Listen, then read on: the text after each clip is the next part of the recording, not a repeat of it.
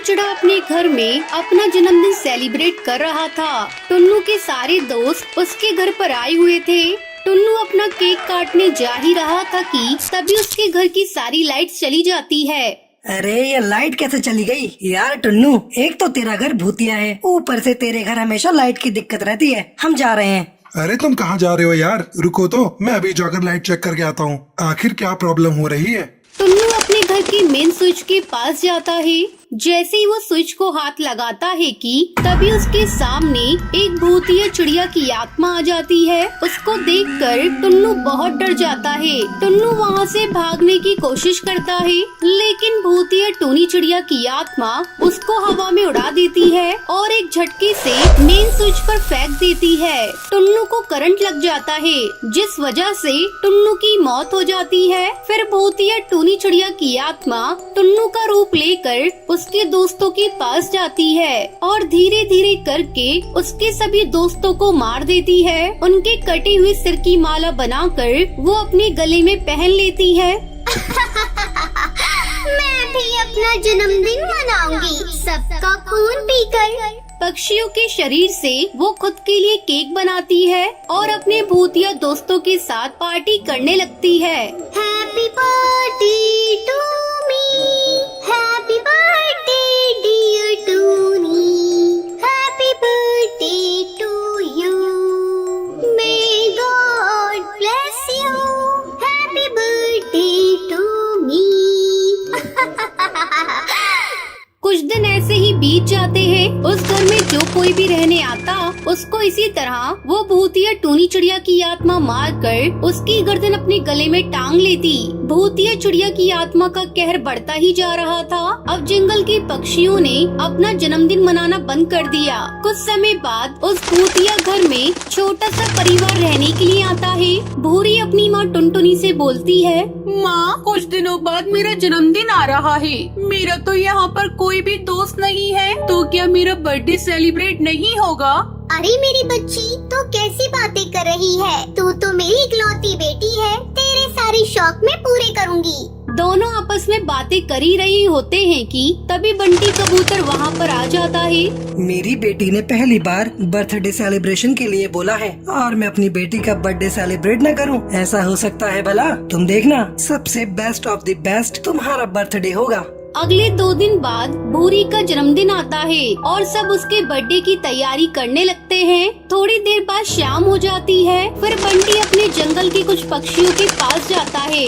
कड़कनाथ भैया, मेरी बेटी का जन्मदिन है आज शाम को, आप सबकी दावत है मेरे घर पर। अरे नहीं नहीं, हम नहीं आएंगे, हम अपने घर में ही अच्छे हैं। और मेरी मानो तो तुम भी अपनी बेटी का जन्मदिन मत बनाओ। अरे भैया, तुम्हें पता नहीं, इस जंगल में जो भी जन्मदिन मनाता है उसको भूतिया चिड़िया की आत्मा खा जाती है। ये सुनकर बंटी गुस्से में चला जाता है और थोड़ी देर बाद अपनी बेटी भूरी का जन्मदिन मनाने लगता है कि तभी उसके घर की लाइट चली जाती है और किसी के तेज तेज हंसने की आवाज आने लगती है।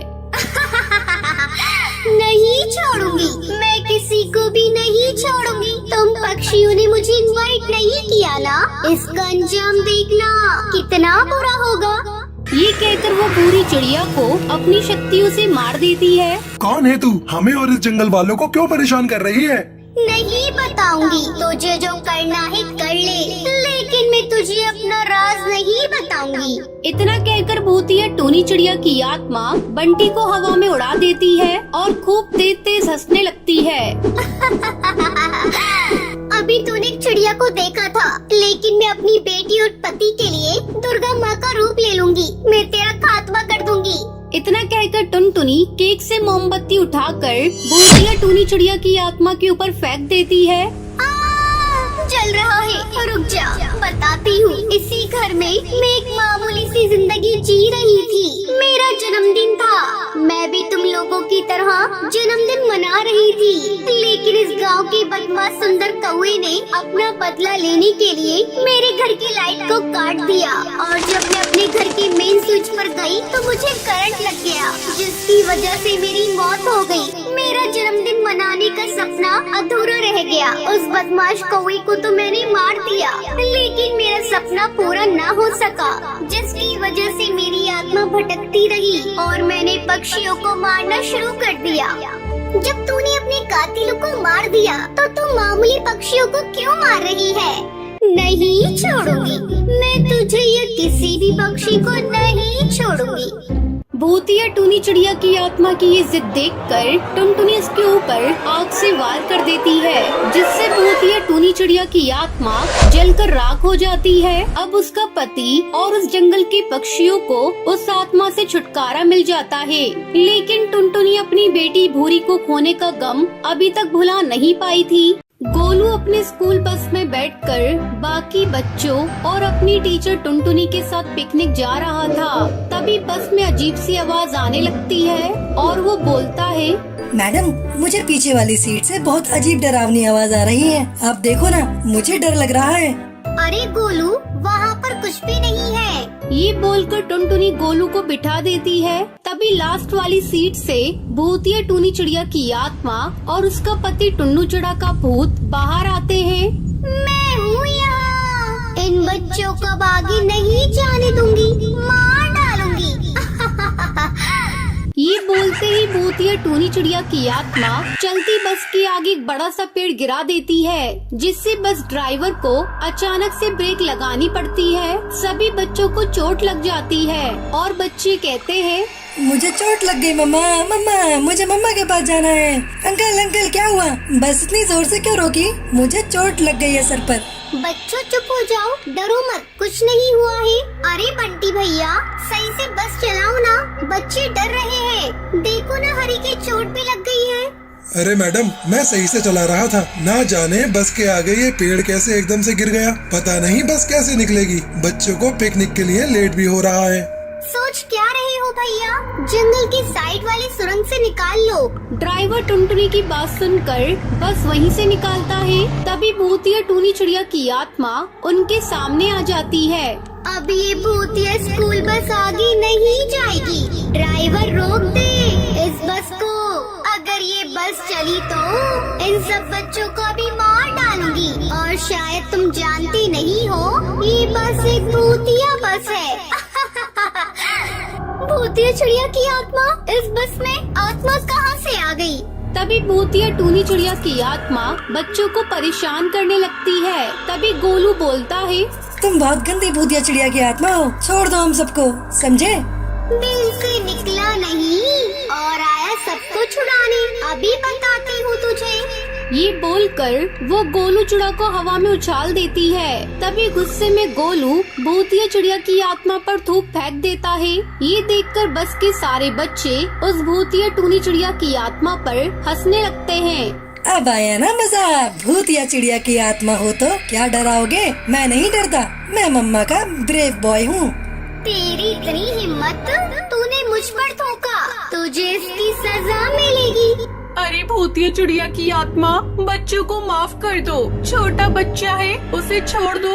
नहीं, इस बच्चे की वजह से सारे बच्चों ने मेरा मजाक उड़ाया है, अब ये बच्चा मरेगा। ये कहकर भूतिया टूनी चिड़िया की आत्मा गोलू को मार देती है। ये देखकर सब बच्चे बहुत डर जाते हैं। छोड़ दो, हमें माफ कर दो, देखो ये बच्चे कितने मासूम है, इन्हें बेवजह मत मारो। ये सुनकर टुन्नू चिड़ा की आत्मा टुनटुनी का गला पकड़ लेती है। बच्चे चिल्लाने लगते हैं। तभी हरी तोता से गलती से पानी की बोतल का पानी भूतिया टूनी चिड़िया की आत्मा पर गिर जाता है। वो चिल्लाने लगती है, पानी को दूर करो, मुझे दर्द हो रहा है। तभी बस के ड्राइवर बंटी कबूतर को समझ आ जाता है वो आत्मा पानी से डरती है। वो हरी तोता से पानी की बोतल लेकर बोलता है, ए भूतिया चिड़िया की आत्मा, चल सच बता, तू यहाँ इस बस पर कब्जा करके क्यों बैठी है, बता, नहीं तो ये पानी तेरे ऊपर डाल दूंगा। नहीं, रुक जाओ, मैं तुम्हें सच बताती हूँ, ये कुछ साल पहले की बात है। मैं इस बस के अंदर अपने पति और बेटी के साथ घर जा रही थी, तभी कुछ गुंडे इस बस में घुस गए और हम पक्षियों से चीजें छीनकर इस बस को नदी में ढकेल दिया, जिसकी वजह से हम सब पक्षी की पानी में डूबकर मौत हो गई। जब से हमारी आत्मा इस बस में भटकने लगी। ये सुनकर बंटी टुनटुनी और सब बच्चे बहुत उदास हो जाते हैं। टूनी, तुम्हारे परिवार के साथ गलत हुआ, लेकिन तुम इन मासूम बच्चों को मारकर अपना बदला लेना ये सही नहीं। मैं तुमसे वादा करता हूँ तुम्हारे कातिलों को पकड़वाकर उन्हें सजा दिलवाऊंगा। ये सुनकर भूतिया टूनी चिड़िया की आत्मा को अपनी गलती का एहसास हो जाता है। वो अपने पति टुन्नू की आत्मा के साथ उस बस से हमेशा के लिए चली जाती है।